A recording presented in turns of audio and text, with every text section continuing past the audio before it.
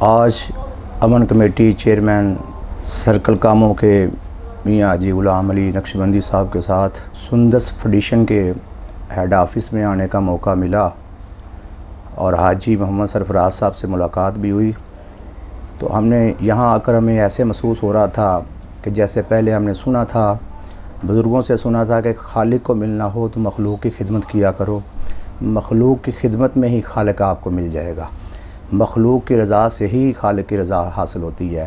تو یہاں آ کر ہم نے جب دیکھا، وزٹ کیا، تو واقعی یہاں جو حاجی صاحب نے، حاجی سرفراز صاحب تھیلیسیمیا کے مریضوں کی خدمت کر رہے ہیں، واقعی وہ قابل تحسین ہے اور وہ واقعی مبارکباد کے مستحق ہیں، درد دل رکھنے والے انسان ہیں۔ ان سے جب ملاقات ہوئی تو انہوں نے سب یہ اس کی بنیاد کا بھی ہمیں بتایا۔ یہ چیزیں دیکھ کر ہمیں محسوس ہوتا ہے کہ یہ اس طرح کے انسان اللہ کی زمین پر ایک نعمت سے بڑھ کر ہوتے ہیں، نعمت سے کم نہیں ہوتے۔ یہ اللہ تعالیٰ کی طرف سے ہمارے پاس یہ تحفے کے طور پر اور نعمت کے طور پر ہمیں ملتے ہیں۔ اللہ تعالیٰ حاجی صاحب کو کامیابی و کامرانی عطا فرمائے۔ اور انہوں نے اپنی صاحبزادی کے نام پہ یہ فاؤنڈیشن کا آغاز کیا۔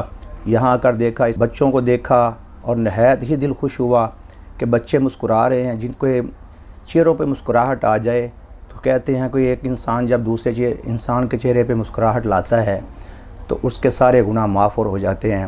اور یہاں اس فاؤنڈیشن کو یہ بھی شرف حاصل ہے، حاجی صاحب نے یہاں بغیر کسی تقسیم کے، کوئی امیر بھی آتا ہے تو اس کے ساتھ بھی وہی سلوک ہوتا ہے، غریب آتا ہے تو اس کے ساتھ بھی وہی اس کا علاج ہو رہا ہے۔ علاج کے علاوہ حاجی صاحب اسکول کے بھی جو بچے یتیم ہیں یا مستحق ہیں، ان کے اخراجات، علاج کے اخراجات بھی خود برداشت کرتے ہیں، تعلیمی اخراجات بھی یہی ادارہ برداشت کر رہا ہے، اور ان کے تمام زندگی معمولات کے جتنے بھی اخراجات ہیں یہ ادارہ جو ہے نا وہ برداشت کر رہا ہے۔ اللہ اس ادارے کو صبح قیامت تک کامیابی و کامرانی عطا فرمائے۔ بلکہ میری دعا ہے کہ اللہ تعالیٰ سب کو اس بیماری سے محفوظ فرمائے۔ جو مریض ہیں اللہ ان کو صحت کاملہ عاجلہ عطا فرمائے۔ بہت شکریہ، جزاک اللہ خیر۔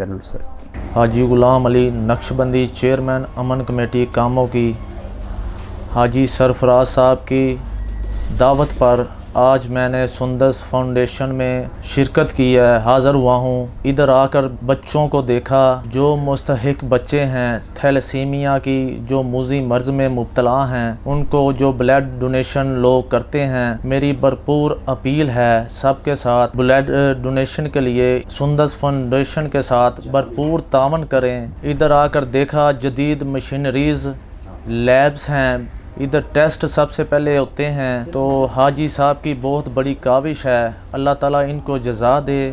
میری گزارش ہے کہ شادی سے پہلے اس موذی مرض کا ٹیسٹ کروا لینا چاہیے تاکہ اس طرح کے بچے پیدا نہ ہوں۔